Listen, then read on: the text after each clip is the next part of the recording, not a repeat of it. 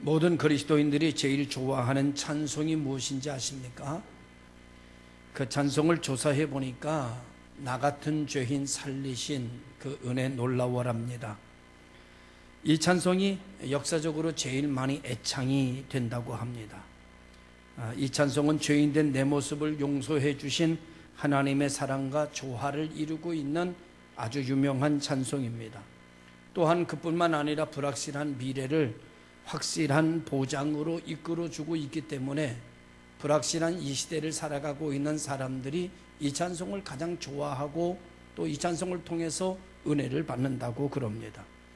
이 찬송을 누가 지었는가 하면 존 뉴턴이라고 하는 사람이 지었는데, 이 사람은 1725년에서 1807년까지 살았던 사람입니다.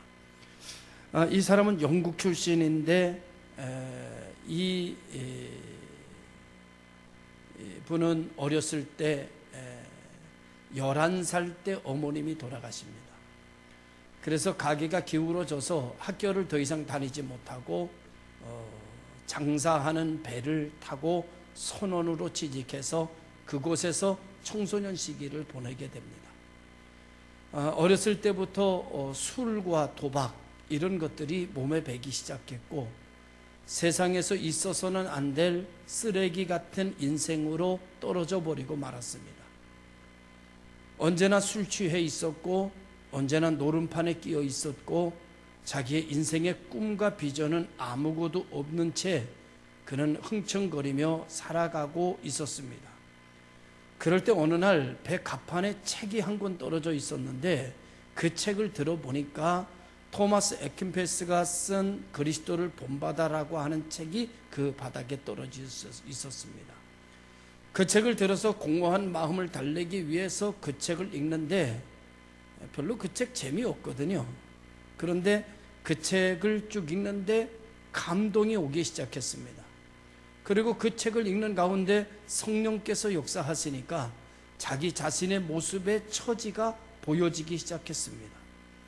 그래서 그는 눈물을 흘리면서 배 갑판에서 하나님 앞에 회개하고 눈물을 흘리며 기도하며 그 인생이 새로운 세계 속으로 빨려 들어가기를 시작했습니다. 이전에 그의 삶이 다 사라지고 새로운 세계가 보여지고 새로운 가치관과 새로운 생각이 그의 마음과 생각을 가득 채우기 시작했습니다. 그는 노름판에서 일어났고, 그는 술자리에서 일어났고, 그는 새로운 세계를 향하여 신학교에 들어갔습니다. 그리고 그는 목사가 되었고, 그는 나 같은 죄인 살리신 주 은혜 놀라워라고 하는 아주 유명한 노래를, 찬송을 만들기에 이르게 되었습니다. 그는 82세의 인생을 하나님의 부르심을 받기까지 그는 최선을 다하여 설교했고, 그는 하나님의 말씀을 전하다가 하나님의 부르심을 받았다고 합니다. 사랑하는 성도 여러분, 은혜 받은 사람들에 의하여 은혜로운 노래가 나옵니다. 은혜의 세계에 빠져든 사람에 의하여 은혜로운 문학이 나옵니다. 은혜에 빠져 있는 사람에 의하여 은혜로운 세계에 예술이 만들어집니다. 은혜 세계 속에서 살아가고 있는 사람들 통해서 은혜로운 과학이, 은혜로운 철학이 만들어지기를 시작합니다. 은혜 받았다고 하는 사람들은 그 은혜를 생각하며 살고, 그 은혜로운 마음을 간직하고 살고, 그 은혜 안에서 생각하고, 그 안에서 판단하고, 그 안에서 결론 냅니다. 그리고 그 은혜로 삶을 만들어 갑니다. 입으로 주여 주여 하는 사람들은 이 세상에 참 많습니다. 은혜 받았다고 하는 사람들도 흔히 찾아볼 수 있습니다. 자기가 하나님의 사람이라고 외치는 사람도 이 땅에는 참 많습니다. 이 땅에는 목사들도 많고 기독교인들도 많습니다. 그런데 하나님의 은혜로 삶을 만들어가는 사람은 찾아보기가 힘듭니다. 하나님의 은혜를 가지고 말하고 하나님의 은혜를 가지고 생각하고 하나님의 은혜를 가지고 행동하는 사람을 찾기는 참으로 힘든 세상이 돼버리고 말았습니다. 오늘 이 시간 하나님의 은혜로 세상을 보며 하나님의 은혜로 미래를 꿈꾸며 하나님의 은혜로 삶을 만들어가고 있지 않다면 아마도 우리는 그리스도인이 아닐 것입니다. 교회 온다고 다 그리스도인이 아닙니다. 예배 드린다고 다 그리스도인이 아닐 것입니다. 설교한다고 목사가 되었다고 다 그리스도인이 아닐 것입니다. 진정한 그리스도인은 은혜 안에서 자기의 삶을 은혜로 만들어가고 은혜 안에서 그 세계 안에서 행동하며 살아가는 사람을 일컬어 우리는 그리스도인이라고 말하게 될 것입니다. 성경은 입으로 주여 주여 하는 자마다 다 그리스도인이 아니다라고 말했습니다. 오늘 이 시간 우리들의 모습을 보면서 우리는 입으로 주여 주여 하며만 살아가는 사람인가? 은혜 받았다고 말하고 말씀 안다고 말하고 예수에 대해서 내가 잘 알고 있다고 말하면서도 삶은 자기 생각대로 살고 삶은 자기 마음대로 살아가고 생각은 자기 마음대로 하는 그런 사람의 모습으로 우리는 살고 있는 것은 아닐까라고 생각해 봅니다. 만약에 설교는 기가 막히게 설교해놓고 나가서 사는 것은 내 마음대로 산다면 아마도 나는 설교하는 목사에 있을지는 몰라도 아마 그리스도인은 아닐 것입니다.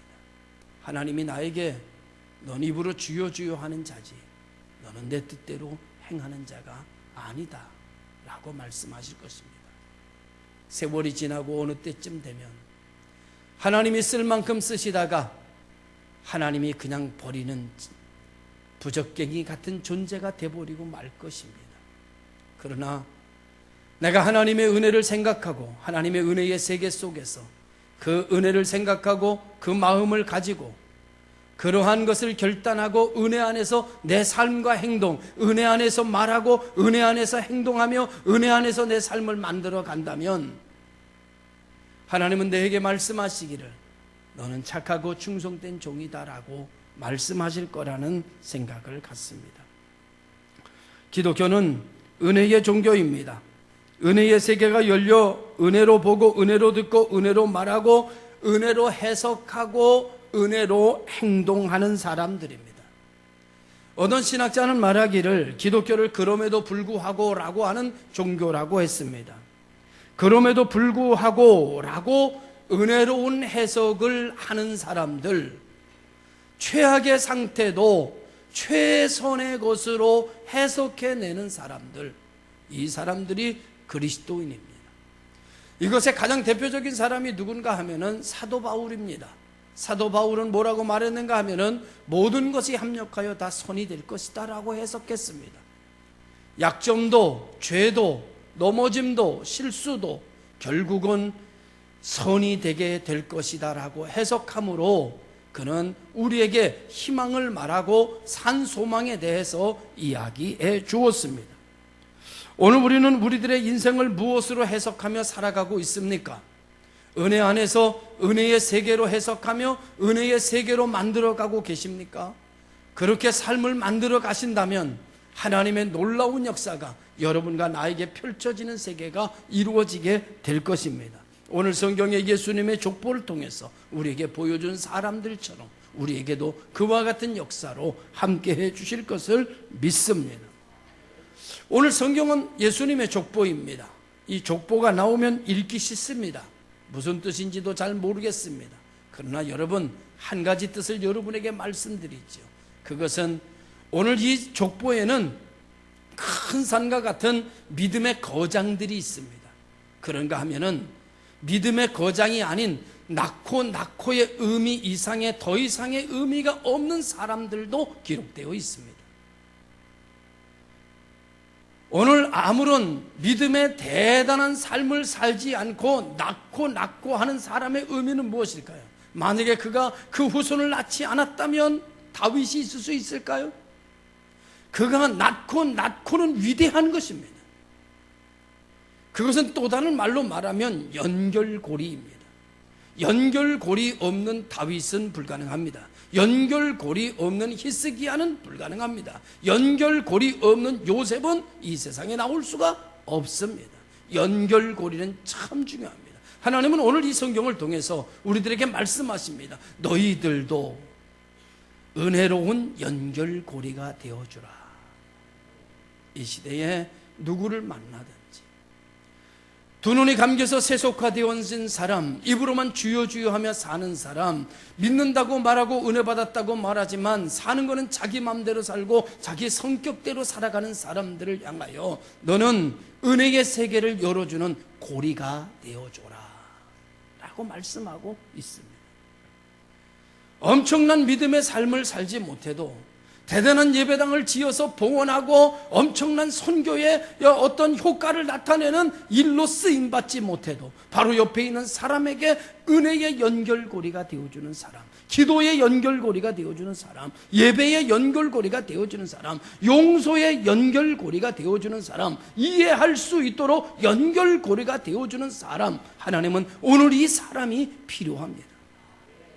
오늘 우리 복인원 교회 성도들이 거창한 일은 하지 못한다 하더라도 아주 이런 작은 은혜로운 선한 영적 연결고리로 오늘 이 시대를 살아가기를 원하고 있는, 아브라함은 아니더라도 데라와 같은 족보가 연결고리가 되는 성도들이 되기를 하나님은 원하고 있습니다. 당신의 아내에게, 당신의 남편에게 오늘 하루에 은혜의 세계의 눈을 열어주는 연결고리로, 사랑하며 살 수 있는 연결고리의 문을 열어주는 언어로, 당신의 자녀에게 새로운 비전을 열어줄 수 있고 하나님을 믿는 믿음으로 꿈꿀 수 있도록 한마디의 연결고리가 되어주는 자로 하나님은 오늘 우리를 살기를 원하고 있습니다. 오늘 우리는 좋은 연결고리가 될 수 있었으면 좋겠어요. 여러분과 나의 좋은 연결고리, 하나님과 나와의 좋은 연결고리로 여러분이 있었으면 좋겠고, 여러분과 하나님과의 관계 속에서 좋은 연결고리로 목사가 있었으면 좋겠습니다. 우리 모두가 그런 황금보다 귀한 연결고리로 이 시대를 살아갈 수 있는 성도들이 되시기를 바랍니다. 이제부터 은혜의 세계로 눈을 여십시오. 은혜의 세계 속에서 언어를 만드십시오.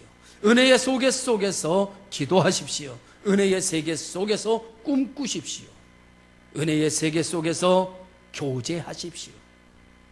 절망의 연결고리가 되지 말고, 사망의 연결고리가 되지 말고, 낭망의 연결고리가 되지 말고, 시험 들게 하는 연결고리가 되지 말고, 복받게 하는 연결고리, 예수 만나게 하는 연결고리, 예배드리게 하는 연결고리, 여러분 축복받게 하는 연결고리가 되기를 주님의 이름으로 축원합니다.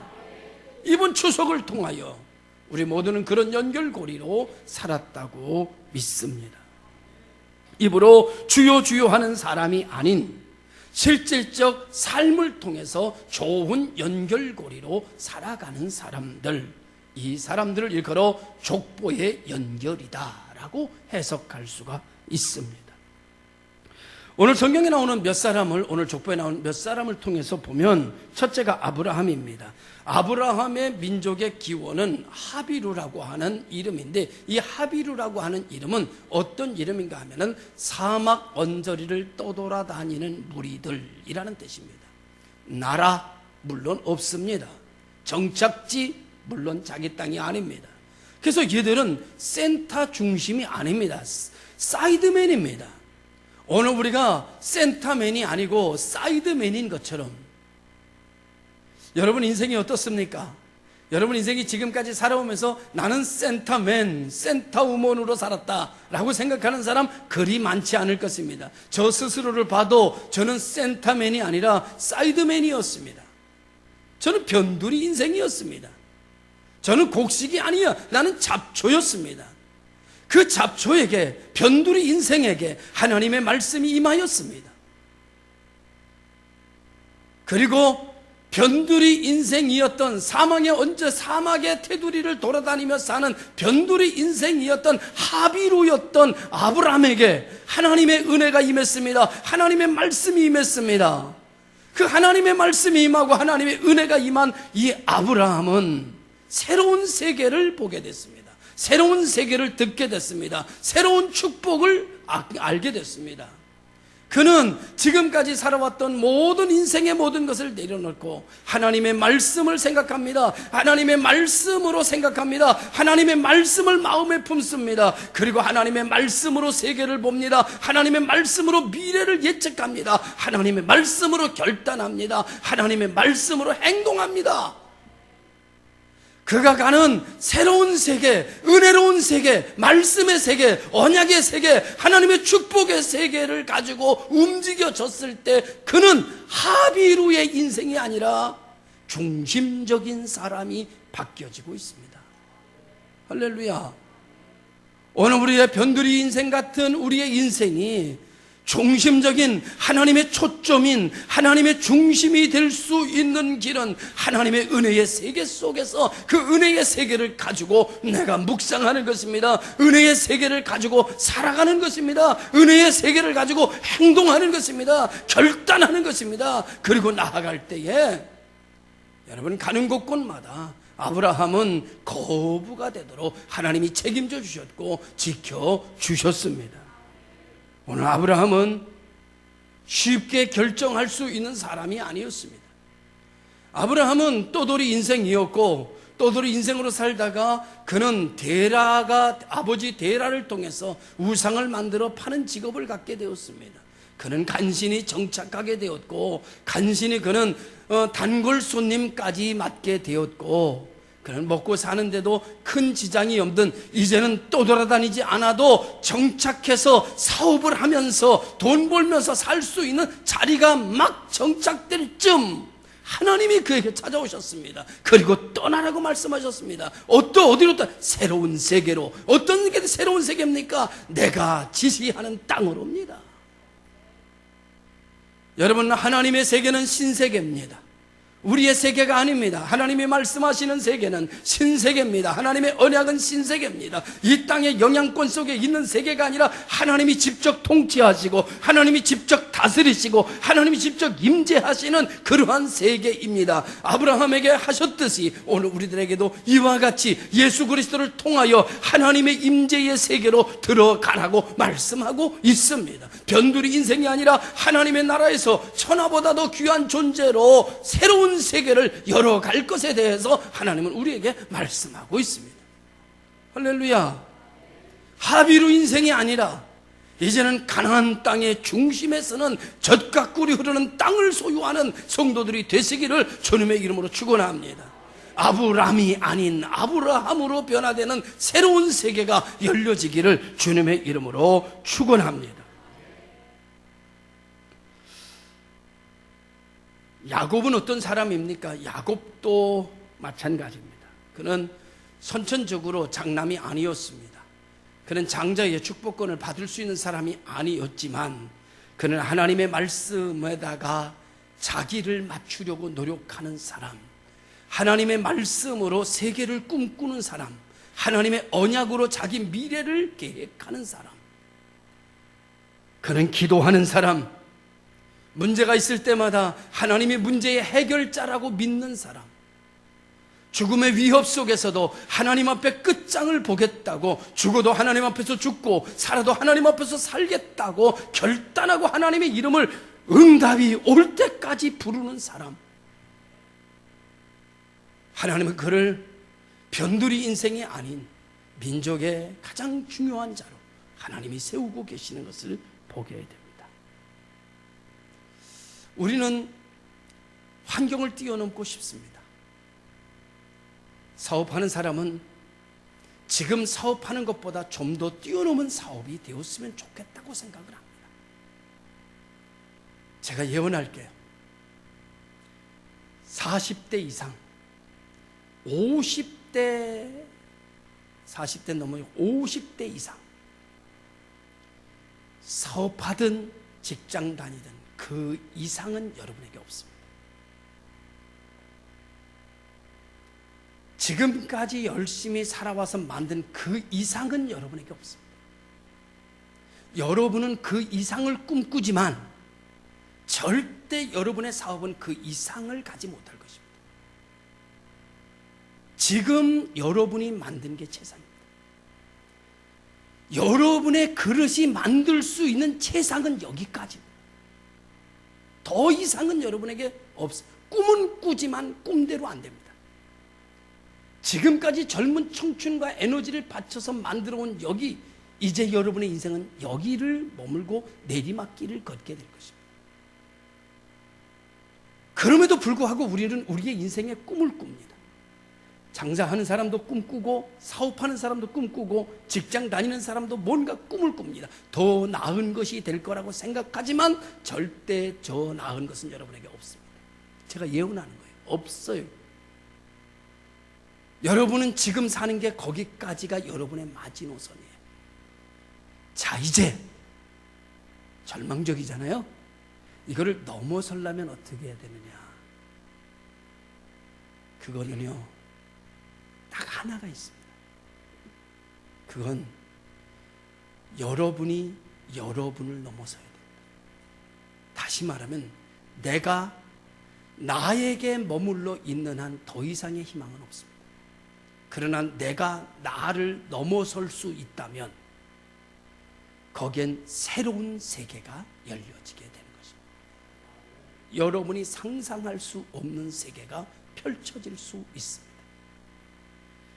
모세가 40에 새 역사를 만들고 싶었습니다. 실패했습니다. 40에 실패한 그의 인생은 80에 절대 성공할 수 없습니다. 그러나 모세는 80에 하나님을 만났고, 하나님을 만남으로 그는 자기의 세계가 아닌 하나님의 새로운 신세계로 들어가 버렸습니다. 하나님의 세계로 들어가 버리자 40에 감당할 수 없었던 일을 80에 해내는 기적을 만듭니다. 우리가, 이 교회가, 여러분의 가정이, 여러분의 삶이 새로운 희망을 꿈꾸려면 여러분이 여러분을 넘어서야 됩니다. 내가 나를 넘어서야 됩니다. 내 세계에 갇혀 있는 한, 내가 가지고 있는 상식에 갇혀 있는 한, 내가 가지고 있는 지금 삶의 테두리에 갇혀 있는 한, 여러분 더 이상의 희망은 없습니다. 성경은 오늘 우리에게 그렇게 이야기하고 있습니다. 성경은 모두 다 별 볼 일 없는 변두리 인생 같은 사람들이 이 예수님의 족보에 기록되어 있는데, 이 사람들은 어떤 사람들인가 하면은 자기의 세계를 내려놓고 하나님의 세계로 들어간 사람들입니다. 은혜로운 세계로 들어간 사람들입니다. 은혜의 세계로 들어갔을 때만이 이들이 중심적 인물로 거듭나고 있는 모습을 우리들에게 보여주고 있습니다. 입으로 주여 주여 하는 것만 가지고는 되지 않습니다. 내가 은혜 받은 사람이다, 내가 성경에 대해서 알고 있다, 여러분 줄줄줄 하나님의 말씀에 대해서 알고 있는 것만 중요한 것이 아닙니다. 그게 중요한 것이 아니라 여러분의 삶을 은혜로 살아야 됩니다. 주여 주여 하는 것이 아니라 주여로 생각해야 되고, 주여로 결단해야 되고, 주여로 살아가야 됩니다. 그래야 주님의 능력이 당신을 다스리게 될 때 여러분의 세계를 넘어설 수 있고, 환경을 넘어설 수 있고, 여러분의 기준을 뛰어넘을 수 있는 역사가 일어나게 되는 것을 믿으시길 바랍니다. 저는 오늘 우리 모든 성도들이 새로운 세계, 은혜의 세계로 들어가길 원합니다. 아브라함이 아브라함의 세계로 빨려 들어갔듯이. 놀라운 일입니다. 기생 라합 같은 사람은요, 멸망의 도시의 기생이었습니다. 여호수아가 여리고를 점령하려고 들어갔을 때에 제일 먼저 정탐꾼을 보냈는데, 그 정탐꾼을 보냈을 때에 정탐꾼들이 금세 정탐도 하지 못하고 쫓기는 신세가 돼버리고 말았습니다. 그때에 기생 라합의 집에 들어갔는데 기생 라합이 어떤 믿음을 가지고 있었는가 하면은 당신들이 믿는 하나님은 상천하지 하나님이십니다. 이렇게 얘기를 합니다. 이 기생 라합은요, 하나님을 어떻게 믿었는가 하면은요, 소문 듣고 믿었어요. 소문 듣고 믿어도 우리들보다 낫네. 우리 공부하고 믿는데도 이 정도인데 소문 듣고 믿는데 이게 우리들보다 나. 그래가지고 여러분, 이 이스라엘 민족이 광야를 오는데 그 뜨거운 광야에서 죽지 않고 살고 아멜렉과 싸워도 그냥 다 승리하고 가는 곳곳마다 반석에서 샘이 터져 먹고 살고.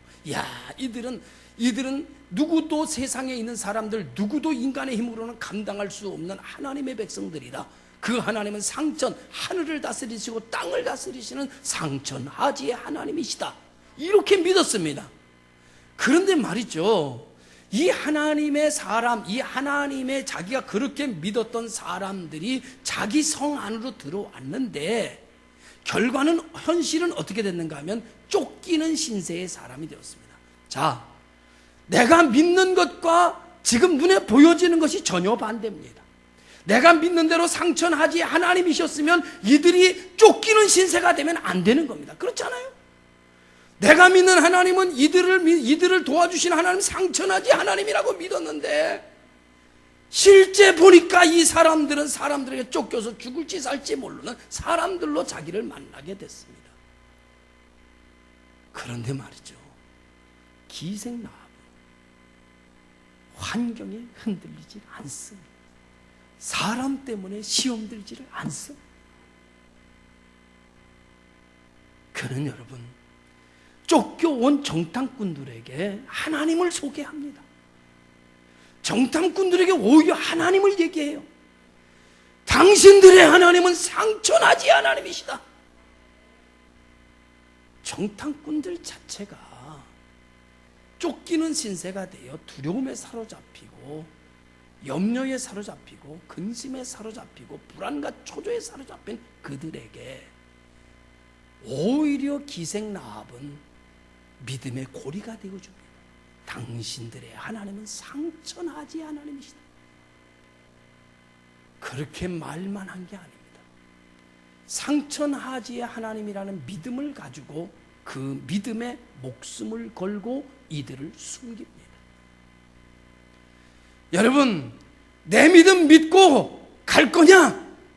아니면 현실 보고 바꿀 거냐? 결정하세요. 내가 믿는 믿음 가지고 이 사람들 숨길 것이냐, 목숨 걸고, 아니면 지금 이 사람들 내어주며 내 생명 살릴 거냐? 믿음에 걸 거냐, 환경에 걸 거냐? 어떻게 하실래요? 대부분의 많은 사람들이 70~80%가 믿는다고 하면서도 결정적일 때 환경에다가 생명을 걸기 때문에 하나님의 역사를 볼 수가 없는 거예요. 그런데 기생 라합은 하나님에게다 목숨을 걸었습니다. 여리고성이 다 무너져도 그 집만은 안 무너졌고, 여리고성에 있는 사람 다 죽임을 당할 때도 그 집 사람들만큼은 살림을 받은 역사가 일어나게 됐습니다. 어떻게 들어갔을 때, 새로운 세계로 들어갔을 때 세상 무너질 때 안 무너집니다. 논리 무너질 때 안 무너집니다. 세상 전염병으로 무너질 때 안 무너집니다. 어디로 들어갔을 때? 하나님의 세계로 들어갔을 때. 할렐루야, 믿으시기를 바랍니다. 오늘 우리는 자기를 넘어서야 합니다. 어떻게 나를 넘어설 수 있을까? 그것이 말씀이고, 그것을 넘어설 수 없으면 기도해야 되고, 그래서 하나님의 역사가 내 속에 들어올 때만 내가 나를 넘어설 수 있고, 내가 나를 넘어서야 넘어선 생각을 할 수 있고, 넘어선 마음을 갖고 넘어서는 가치관이 나를 지배하게 되어야 환경을 넘어서게 되는 것입니다. 여기에 중요한 결단은 하나님에게다 걸 거냐, 환경에다 걸 거냐. 한 번은 결단하셔야 됩니다. 그래야 기적이 있습니다. 오늘 우리 모든 성도들에게 이와 같은 기적이 이 시대에 여러분을 통해서 새로운 은혜의 세계가 펼쳐지기를 주님의 이름으로 축원합니다. 기도하겠습니다. 참 좋으신 아버지 하나님 감사합니다. 예수께서 우리에게 좋은 연결고리가 되어주셨던 것처럼 우리가 우리 주변의 사람들에게 은혜 세계 연결고리로 살게 하여 주시고 하나님의 세계, 은혜의 세계, 말씀의 세계, 영적인 세계에 붙잡혀서 신세계를 열어가는 종들이 되게 하여 주시옵소서. 하비루 같은 인생이 젖과 꿀이 흐르는 땅의 주인공으로 살 수 있는 길은 하나님의 말씀의 세계에 붙잡힐 때였습니다. 이 시간 우리 모든 성도들이 새로 보는 세계, 은혜의 세계에 꿈꾸게 하시고 입으로만 주여 주여 하는 것이 아니라 오늘 환경을 택할 것이냐 믿음을 택할 것이냐, 기생 라합이 믿음을 택했을 때 새로운 세계가 열렸던 것처럼 오늘 우리를 뛰어넘기 위하여 새로운 세계로 들어서게 하여 주옵소서. 예수님의 이름으로 기도드리옵나이다. 아멘.